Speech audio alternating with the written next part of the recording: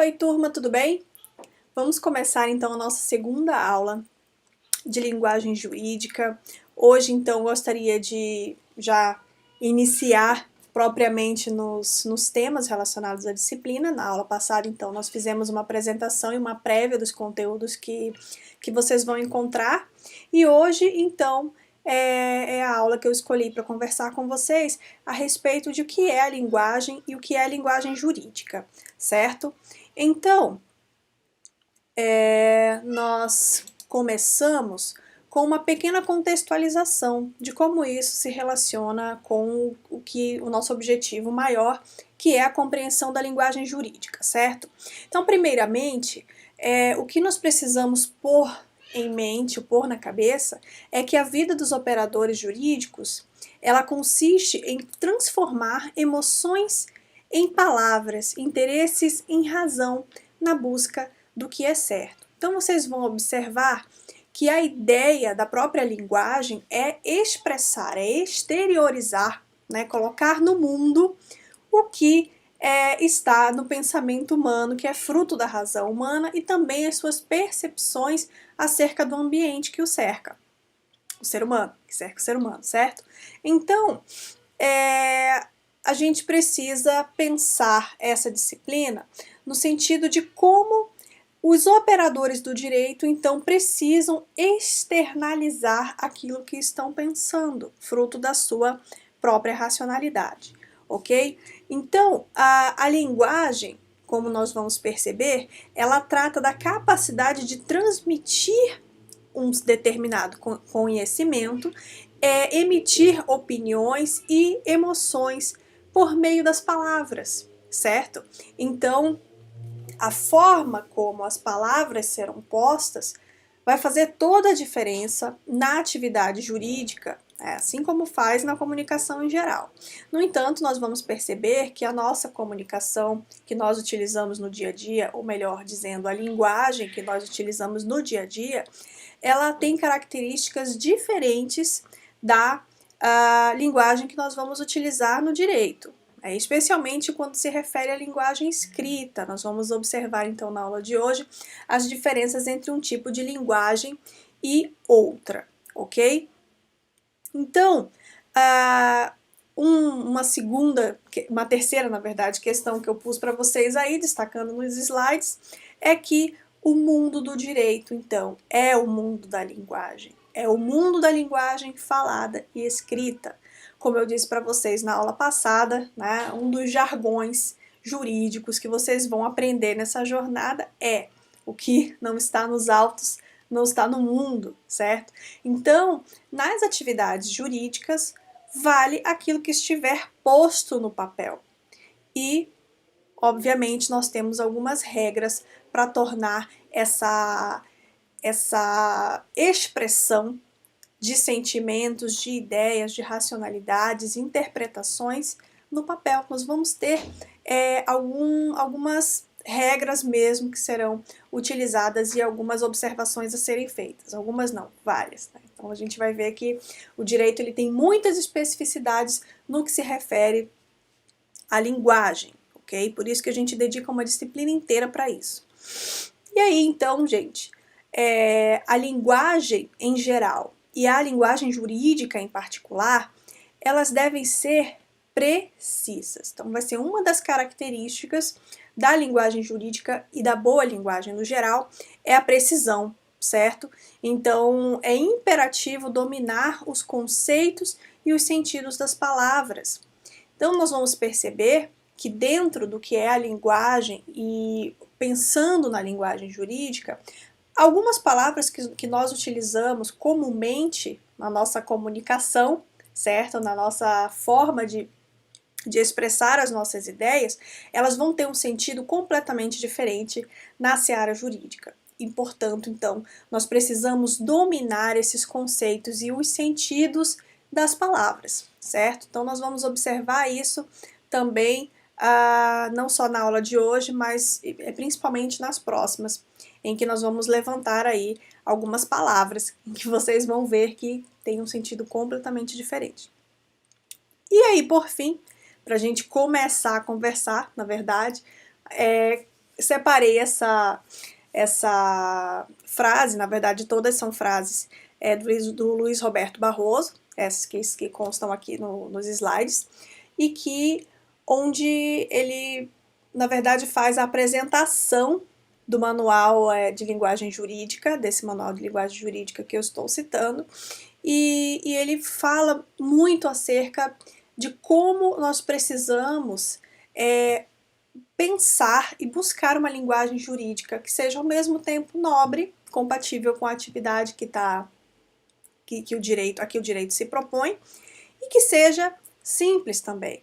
Então, além dela transmitir com clareza, com naturalidade, com nobreza, ela precisa também ser clara e precisa ser acessível, certo? Então é um baita desafio. Então o que ele vai dizer aqui? Ó? A linguagem deve ser instrumento de maximização do conhecimento e não instrumento de poder.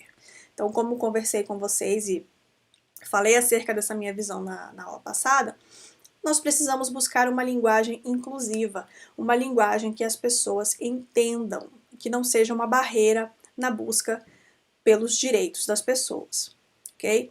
Então, na sequência aqui nós temos o conceito de linguagem, certo? Um conceito que eu trouxe para vocês pensarem. O que é a linguagem?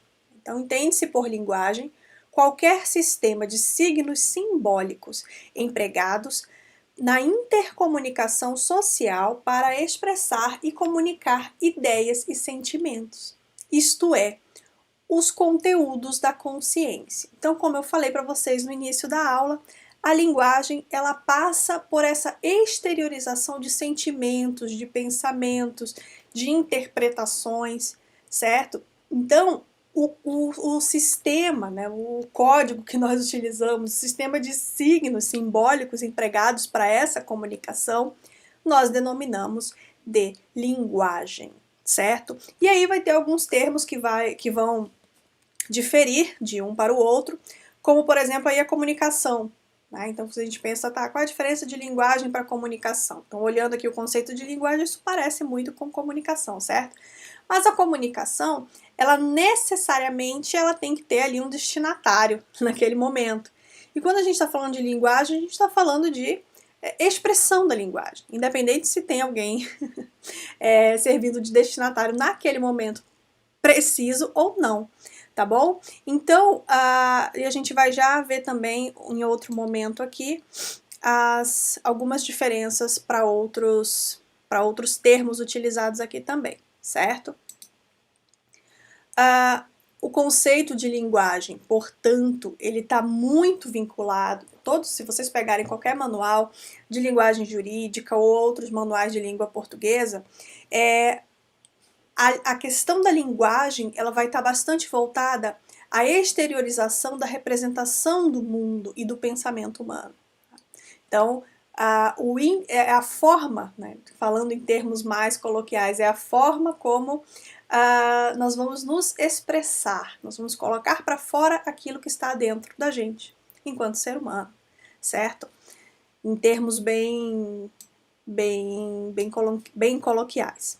Ok? Então, a gente precisa pensar, né, colocar primeiro em mente que essa ideia de linguagem jurídica ou de linguagem, no sentido geral, está se referindo ao sistema de signos simbólicos que nós usamos na nossa intercomunicação social para falar, para comunicar as nossas ideias e os nossos sentimentos, as nossas interpretações sobre o mundo, ok? Portanto, é representação do mundo e do pensamento. E aí, trouxe aqui para vocês também, né, para a gente pensar, o que nos manuais vocês vão encontrar como tipos de linguagem. Então, nós temos a linguagem natural, que foi aquela construída socialmente, né? Então, a língua portuguesa, ela foi construída de maneira social, de maneira natural, assim como em outros idiomas ou outras línguas, você percebe que houve construções que levaram em consideração aí a questão geográfica, a questão cultural, a forma como cada povo, no sentido cultural falando, ele constrói a sua maneira de comunicar. Então, essa linguagem natural, ela está voltada para isso. O que é um exemplo de linguagem natural? A língua portuguesa, a língua espanhola, a língua inglesa, certo? São linguagens naturais. Já a linguagem artificial é aquela construída, né, propositadamente construída pelo ser humano. Então, pensando que a linguagem é um conjunto de signos, então a gente pode colocar que, por exemplo, a linguagem de sinais, né, que eu coloquei aqui para vocês, ela é uma linguagem construída pelo ser humano, né, sistematizada pelo ser humano, para tornar possível a comunicação entre pessoas surdo-mudas, certo? Com algum tipo de deficiência auditiva e deficiência de fala. Então, nós temos essa linguagem artificial construída. O que mais? Código Morse, né? Então, aqueles códigos, então tudo aquilo que não é fruto da convivência natural e que é feito coletivamente, ali pensando em termos de cultura, de localização geográfica, etc., nós temos então tudo que não tiver dentro disso como linguagem artificial. Então, código Morse e linguagem de sinais são exemplos de linguagens artificiais, ok? O que mais? Nós temos também a linguagem verbal, certo? Que aí, de acordo com o Preti, seria aquela que se identifica com a língua, isso é, o sistema especial de sinais articulados, signos linguísticos formando um código ou conjunto de regras de combinações desses sinais, dos quais uma comunidade linguística compartilha para comunicar-se. Então, essa linguagem verbal, né, nada mais é aquela que é fruto da nossa fala. E a nossa fala, via de regra, ela vai obedecer a uma determinada língua, tá? E isso vai se dar dentro, então, dessa comunidade linguística. Então, se eu estou no Brasil e eu leciono numa universidade brasileira, que nesse contexto eu não tenho nenhum tipo de intenção ou de objetivo linguístico, obviamente eu vou ministrar minha aula em língua portuguesa, né? Eu não posso sair aqui misturando idiomas na hora de ministrar uma aula, certo? Então, dentro dessa comunidade, da comunidade linguística, eu vou utilizar a língua que me cabe, que é a língua portuguesa, ok? E aí nós temos então a diferença entre a língua e o idioma, certo? Então, isso aqui, na verdade, da pesquisa que eu fiz, existe uma grande controvérsia quanto a isso. Então, para alguns linguistas, o idioma, ele supõe a língua, sem com ela confundir-se. Outros já tratam esses dois termos, língua e idioma, como a mesma coisa praticamente. Mas, pelo que eu percebi das pesquisas, o idioma ele precisa estar pautado em uma língua, mas nem toda língua é um idioma. E já explico para vocês. Tá? Então, segundo Petri, a língua ela sofre influências de uma determinada cultura em uma determinada região, certo?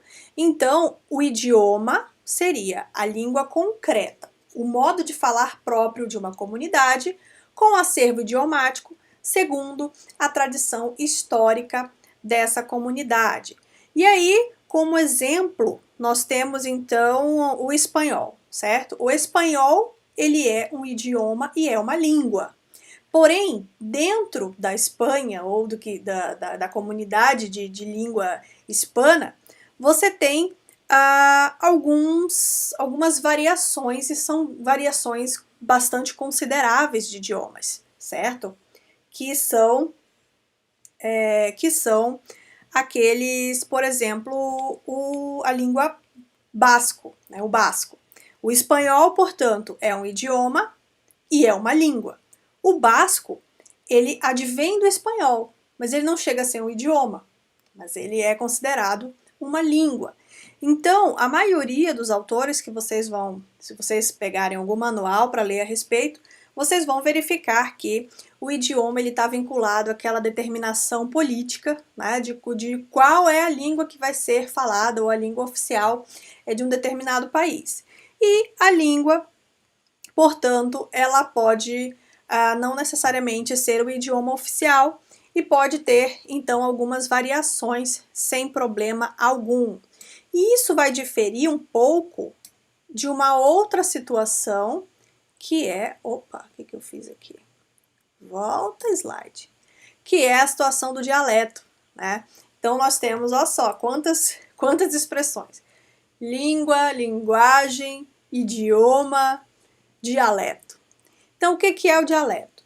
Então, se nós formos perceber, dentro do idioma português, dentro do Brasil, nós temos formas de falar que podem diferir bastante de uma região brasileira para outra. Vocês já devem ter percebido que, pelo meu sotaque, eu não sou sul-mato-grossense, certo? Então, como eu acho que nem todo mundo foi meu aluno, então vocês não sabem que eu sou amazonense. Portanto, eu venho do país chamado Amazônia, onde nós temos praticamente um idioma próprio. Na verdade, não é um idioma próprio, mas sim um dialeto. Então, se vocês buscarem na internet, né, dialetos do português brasileiro, vocês vão encontrar diversas divisões, mas o amazônico ele é bastante preponderante ali. E nós temos diversas palavras das quais eu duvido que todo o Brasil tenha conhecimento, certo? Vou dar um exemplo para vocês. Se eu disser a vocês, né, digamos que, deixa eu pensar num exemplo aqui para usar a palavra que eu quero. Se eu falo para vocês, nossa, esse sanduíche é maceta, né? Fui comprar um lanche aí na lanchonete da universidade, pedi um sanduíche, meu Deus, esse sanduíche é maceta. O que você vai entender o que eu estou dizendo? Muito provavelmente não, se você não conhece a Amazônia. Né? Então, se você conhece, você vai saber que maceta é uma palavra que nós utilizamos, nós amazônicos, para dizer que uma coisa é muito grande. Da mesma maneira, né, se eu quero dizer, se eu vou me surpreender negativamente com o sanduíche, porque ele é muito pequeno, eu vou dizer, meu Deus, que jitinho, ou jito. Isso são palavras do dialeto amazônico, ou nortista, né, como em alguns lugares vocês podem encontrar. Da mesma forma, quando fui estudar no Sul, me surpreendi muito com várias palavras que eu não conhecia. Por exemplo, entrevero. O que é entrevero? Nunca ouvi essa palavra na minha vida na Amazônia. E descobri que o entrevero lá no Sul é a confusão, certo? Outra coisa, por exemplo, piá. O que é piá? Se você não vai ao Sul, não convive com ninguém do Sul, você não vai saber que o piá é o menino. Né? E o piá de prédio? O piá de prédio é o que o resto do Brasil conhece como playboyzinho. Né? Então, para vocês perceberem que tem bastante diferença em vários lugares. E não só entre regiões. Então, aqui em Mato Grosso do Sul mesmo, vocês devem conhecer, né? Eu comecei minha vida aqui na UFMS lá em Corumbá. E Corumbá é famosa, né? Tem vídeo na internet tudo, por ter palavras muito próprias, muito peculiares dos corumbaenses. Por exemplo, chechar. Né? Como é que eu ia saber que chechar é roubar? E que champilha é tampinha de garrafa? Então, gente, para vocês terem ideia de que os dialetos eles fazem parte da nossa vida e eles são bastante utilizados na linguagem, especialmente na linguagem falada. Quando nós vamos escrever, né, ainda mais se nós pretendemos uma escrita formal, dificilmente nós vamos usar dialeto. Então, se eu quero dizer na minha petição judicial que uma coisa é grande, nem se eu estiver no Amazonas eu não vou escrever que ela é maceta. Combinado? Então, apenas para vocês conseguirem identificar isso daí. E aí trouxe para vocês também aqui os níveis de linguagem, segundo Petri, ok? Então, nós temos aí, ó, língua culta padrão, que é basicamente o que nós vamos, muita coisa do que nós vamos utilizar vai estar aí. A língua coloquial ou comum, certo? Que aí, segundo essa literatura, é dividida em língua popular e língua familiar. Então, a linguagem popular vai ser aquela que utilizada no dia a dia dentro de uma determinada comunidade, e na linguagem familiar, né, aquela das pessoas mais próximas a você. Né? Então, assim, eu não poderia dar muitos exemplos para vocês de linguagem familiar, por exemplo, da minha família, porque o pessoal fala muito palavrão na minha família. Então, a linguagem é basicamente composta de palavrões para tudo, né? Então, não são palavras muito gentis, muito agradáveis, mas fazem parte da linguagem familiar, da onde eu convivi, ou de onde eu vim, certo? No que se chama de linguagem grupal, que seria o terceiro nível de linguagem que nós observamos aqui, nós temos então os regionalismos, as gírias e as línguas técnicas. Então, digamos que esses regionalismos, eles remetam mais à questão dos dialetos, né, que se observam em cada região. Nós temos a questão das gírias, que daí nós temos gírias que são utilizadas de maneira geral no idioma e gírias muito próprias de cada região, certo? E as línguas técnicas. Por que ela está aqui no grupal? Né? Porque depende do grupo. Então, tanto no regional quanto as gírias, vai depender do grupo que está sendo analisado. E nas línguas técnicas também. Então, no direito, nós vamos ter a nossa linguagem jurídica. Nas ciências médicas, vocês vão observar uma linguagem das ciências médicas muito própria.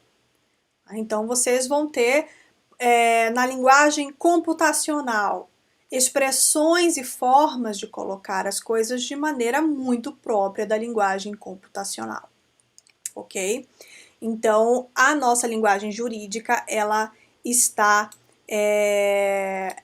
localizada aqui nos grupos técnicos, certo? O que mais? Deixa eu me diminuir aqui, que eu estou atrapalhando.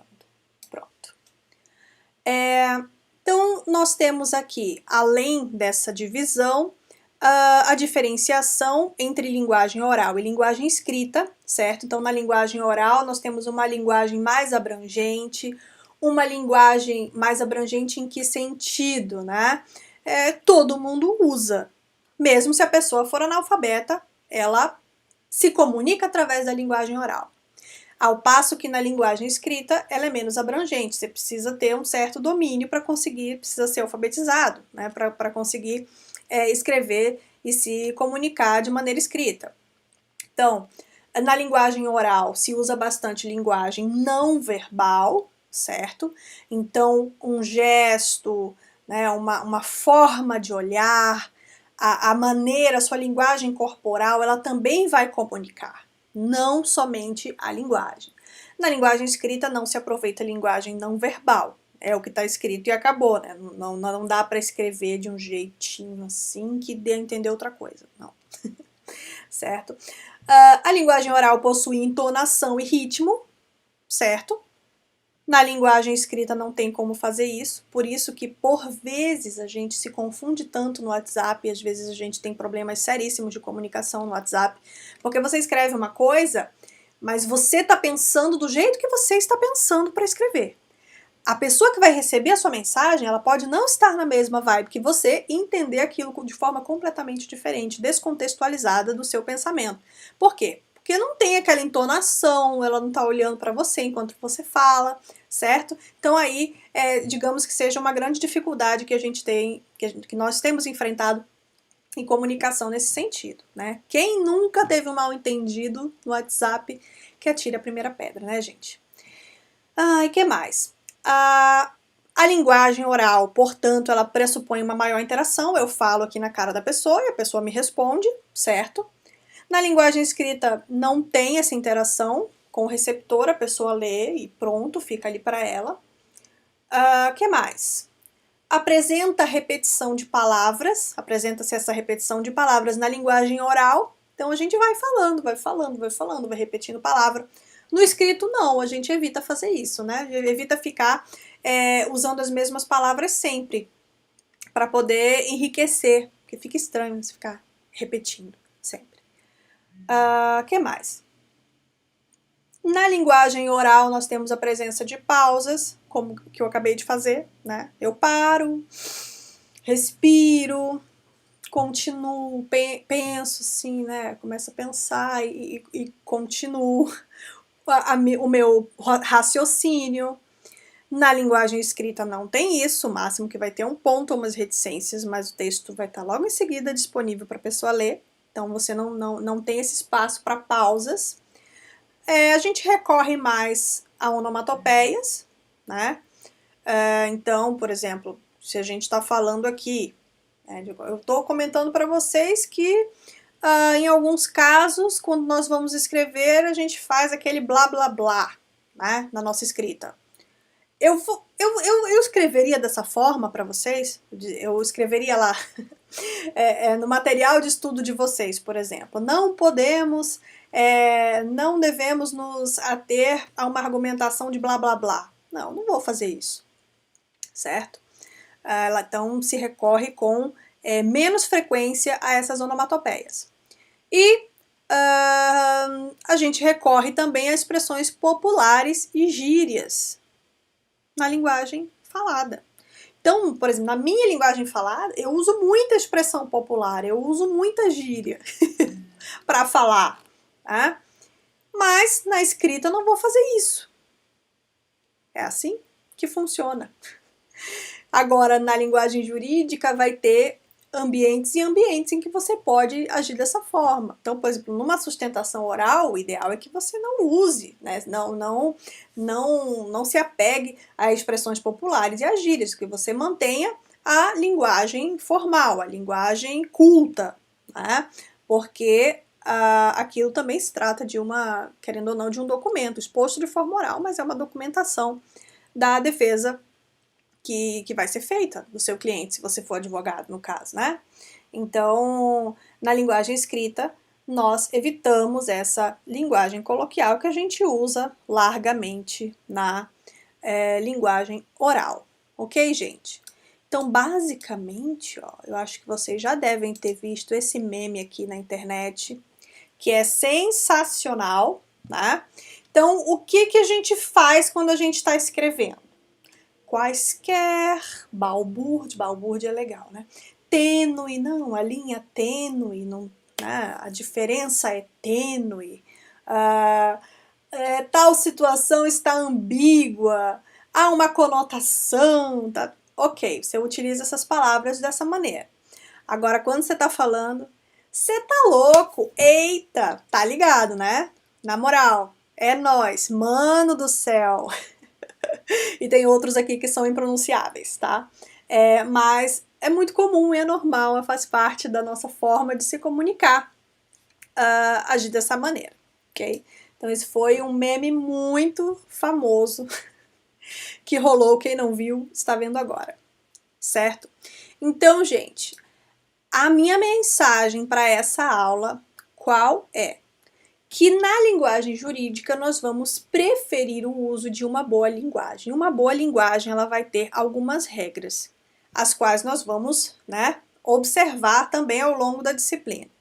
Então, trouxe aqui para vocês, segundo Eduardo Sabag, né, quais são as qualidades de uma boa linguagem. Então, primeiro, a correção. Então, a gente precisa aprender, se é que já não se sabe, mas nunca se sabe tudo, né? A escrever corretamente, utilizar corretamente as palavras conforme o seu significado, utilizar a grafia correta dessas palavras, certo? Então, pensá-las de acordo com o contexto que realmente nós estamos tentando retratar ali por meio da linguagem que está sendo expressa, certo? A concisão, né? Quando a gente fala em concisão, nós estamos falando do uso de táticas para deixar os nossos escritos concisos, corretos, significa que eles estarão simplificados no sentido de evitar a poluição excessiva dessas expressões, ok? Então, para buscar um texto conciso, nós vamos usar de táticas para simplificar essa escrita. Então, isso significa que nós vamos evitar expressões supérfluas, né? O que é uma expressão supérflua? Gente, eu poderia dar milhões de exemplos para vocês, mas eu vou dizer uma coisa. Expressão supérflua é aquela que, se você retirar da sua frase, não vai fazer falta. E eu garanto a vocês que durante a escrita, tudo que vocês forem escrever, se vocês começarem a observar, se aquela palavra não faz falta, tira ela fora, joga fora, não tem pena, joga fora, ok? Então, por exemplo, advérbios de modo, né? Retardatariamente, precariamente, tangencialmente, contingenciadamente, todas essas expressões podem ser simplificadas ou substituídas quando forem estritamente necessárias, tá? Outra coisa também, apenas para dar o exemplo a vocês de coisas que a gente faz que deixam as nossas expressões mais complicadas e menos concisas, né? Por exemplo, o abuso de um advérbio indefinido. Então, observa-se que havia um certo ressentimento, né? A pessoa estava com uma cara de poucos amigos, o requerente afirma que antes do ocorrido gozava de uma ótima saúde. Então, quer dizer, faz falta? Não. Tira para você ver da frase. Vai fazer alguma diferença? Não faz nenhuma diferença. Tira fora, né? Havia certo ressentimento. A pessoa, né, tinha cara de poucos amigos, né? O requerente gozava de ótima saúde. Então não precisa colocar essas expressões que vão apenas aumentar ou no dizer coloquial vão encher linguiça. Sabe o que é encher linguiça? Ficar enfiando coisa, né? Coisa desnecessária na sua frase, ok? Próximo item também é a precisão, certo? Então, eu vou colocar para vocês lá no exercício algumas questões de precisão para vocês verificarem como eu posso deixar uma frase mais precisa. Então, aquela frase que está muito poluída, ela acaba perdendo o significado. Então, por mais que quem escreveu soubesse de que se tratava, quem está lendo não vai entender com precisão. Então, por isso que a gente precisa simplificar ao máximo a escrita, ok? E isso também vai redundar na clareza, certo? Então, o que seria clareza? Seria aquela característica que vai da frase onde se usa adequadamente as palavras e os seus significados. E isso tá posto de uma forma inequívoca. Quem lê vai entender, né? Não vai ficar com dúvidas sobre o que se estava falando. Então, a gente deve evitar ambiguidades, né? Por exemplo, deixa eu ver se eu acho um exemplo aqui para vocês.